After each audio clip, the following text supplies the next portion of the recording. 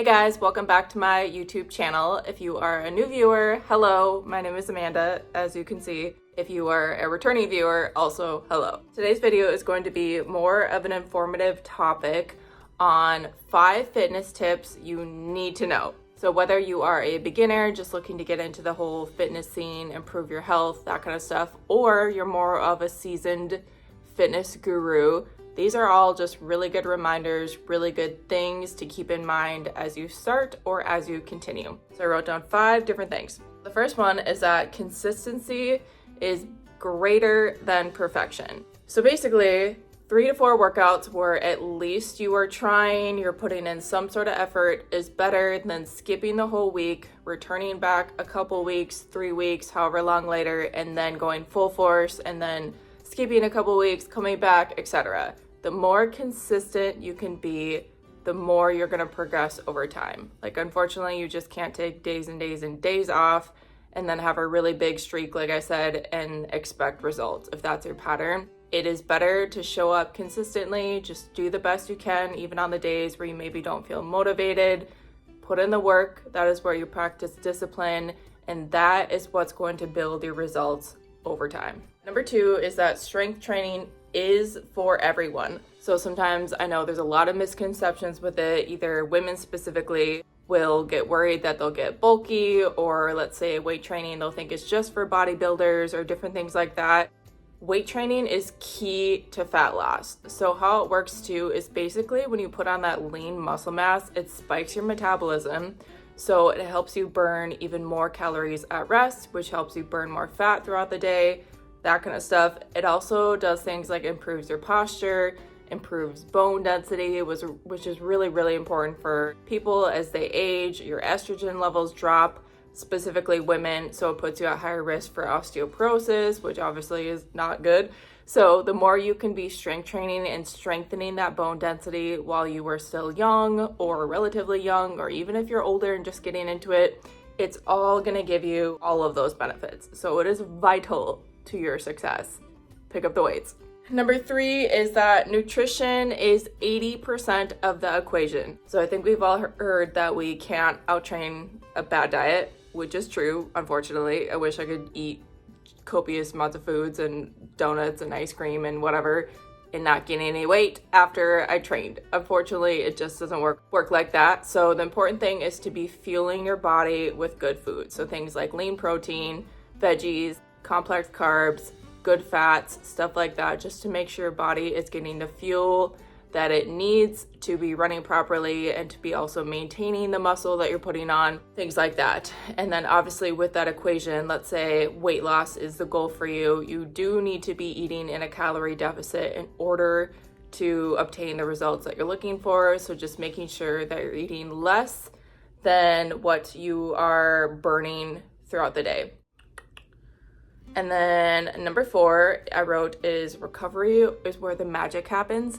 So this is a thing I'll see very often too with people that are just starting out and they're just so excited that they're working out 7 days a week or 10 days a week somehow, and they're taking no rest and they're going like just super, super hard. And then number 1, they get burnt out. But number 2, they're not giving their body any time to recover and rest, which is vital to your success.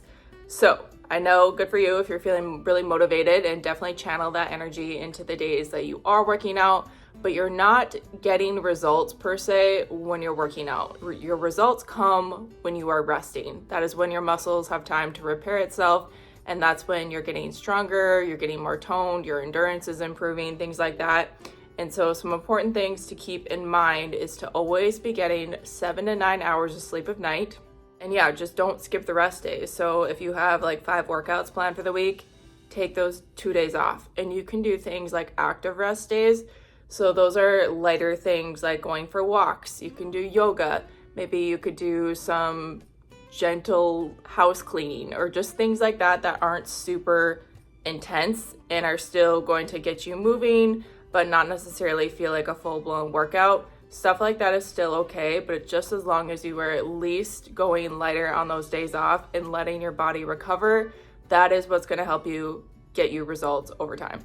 The very last one I wrote down is that focus on long-term sustainability and not quick fixes. As a personal trainer myself, I will work with many, many different people who have done all the things from the fad diets to the crash diets to the detoxes to the only eating 1,200 calories a day, all of those things. I feel like I have pretty much heard it all, seen it all, and obviously the biggest thing with that is that it is not sustainable. Like, sure, you can try to eat 1,200 calories for the rest of your life or only eat smoothies or just crazy things like that, but are you going to maintain it for the rest of your life?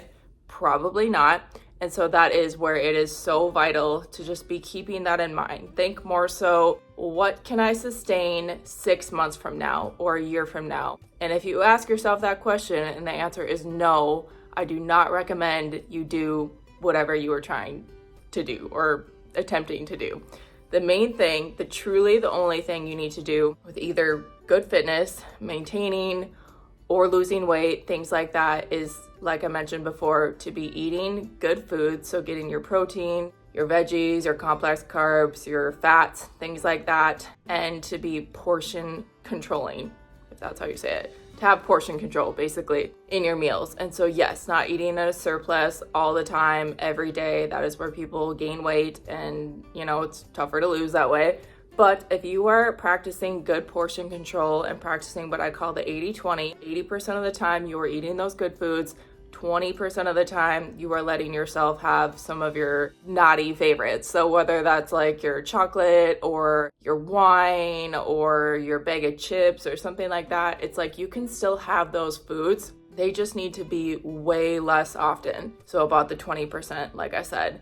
And when you find that you have come up with this lifestyle where you are a majority of the time eating those healthier foods, exercising consistently, even if not every single workout is 100% effort, that is going to trump any other restrictive diet that you try over time. Because like I said, the thing with the restriction is you might be able to do it for a month or 2, 3 months even, but then you never sustain it. And a lot of times those diets, people gain all the weight back that they lost plus more, which totally defeats the purpose and is really discouraging for those people that are trying to actually find a healthy lifestyle. So have good balance, find what works for you that is natural and healthy, and just stick with it over time. And then as time goes by, you will get the results that you are wanting. I hope that helps. Let me know if you have any other thoughts or questions in the comments down below. Subscribe to my channel for more workout videos, more education, faith, beauty, all that kind of stuff. If you like that, definitely subscribe. Share this with a friend if you like, and I will see you in the next one.